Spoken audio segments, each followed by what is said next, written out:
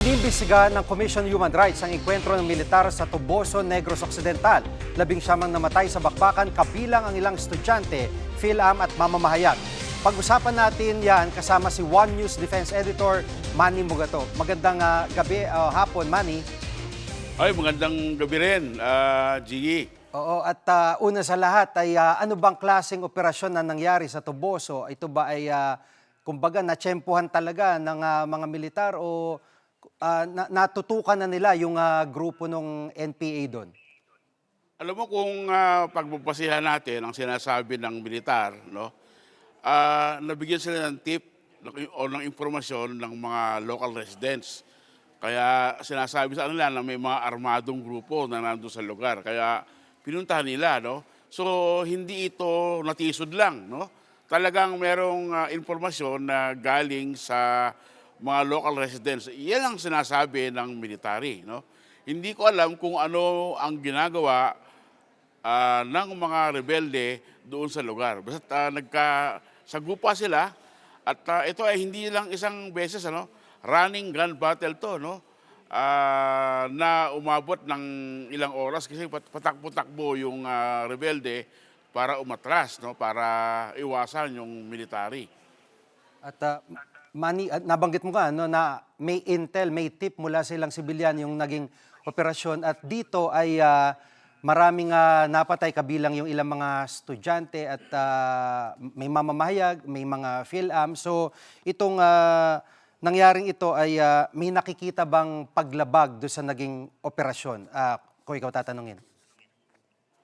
Ay mahirap masabi ngayon, no, Gigi, kasi merong nangyayaring propaganda war, no? Sinasabi ng Communist Party of the Philippines na 10 lang ang kanilang fighter na nandun sa lugar, no?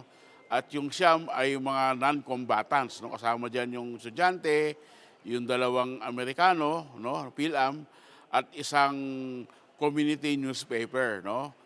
At kung paniniwala mo naman yung kabila, ang sinasabi nila, legitimate operation to. So medyo magulo, no, kung anong talaga nangyari. Hindi natin alam ang punot dulo nito, no.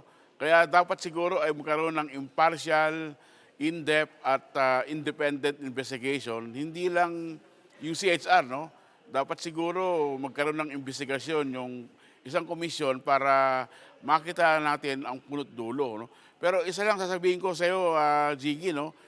Kasi sa 4 na dekadang pagsusunod ko sa insurgency problem sa ating bansa, no? At ako ay ilang beses na rin pumunta sa kampo ng mga NPA nung ako ay active reporter pa, talagang ginagawa naman yan ng mga mahayag, no?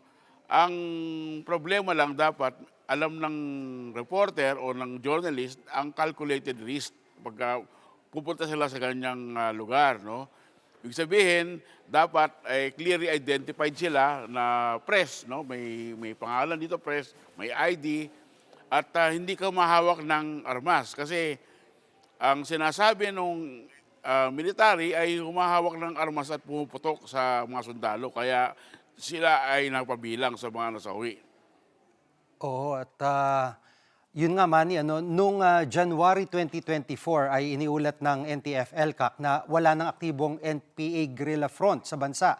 At inulit din niya ni PBBM, kung wala ng active guerrilla fronts, ito'y tingin mo paano nangyari itong engkwentrong ito? Ibig sabihin ba may malaking grupo pa rin doon ng mga rebelde? Alam mo, Gigi, yung Negros ay matagal lang hotbed ng communist insurgency, no? Panahon pa ng dating Pangulong Marcos noong 1980s, 70s, ano? Malaki ang puwersa ng mga NPA diyan, no? Usually ang NPA hindi lang naman sa isang lugar lumalagi yan, paikot-ikot yan, no, sa probinsya ng Negros. Ang pinakamalaking base nila ay doon sa tinatawag nating Chicks area, sa may southern part ng Negros Occidental dahil bulubundukin niya, no? Ngayon, kung sinasabi ng military na wala ng rebelde, rebel front diyan sa guerrilla front diyan sa Northern Negros, hindi naman ibig sabihin na na-clear na nila yan. Ibig sabihin, bumabalik-balik dyan yung mga NPA, no? Kasi paikot-ikot lang sila eh. So talagang di natin masabi na wala na, no?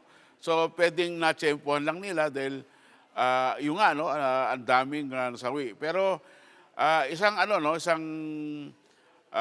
pagbabago no sa ating military ay naging malakas na ang ating militar kumpara mo noong 1980s, no? Kasi ngayon may mga bagong gamit na sila, may technology, may GPS, may drone, may mga precision guided bombs, no? So talagang walang kalaban-laban ang NPA sa ganitong sitwasyon, no? Kasi naalala ko na may nagsabi na habang nagbabakbakan, may mga drones na lumilipad sa taas, no, sa Negros. Kaya alam ng military kung sino ang kalaban kasi nakikita nila sa ere. Sino yung pumuputok, sino yung bumabaril at na-pinpoint nila. Kaya walang kawala yung mga NPA rebels dyan sa lugar na yan. Yun, maraming salamat, One News Defense Editor Manny Mugato. Maraming salamat.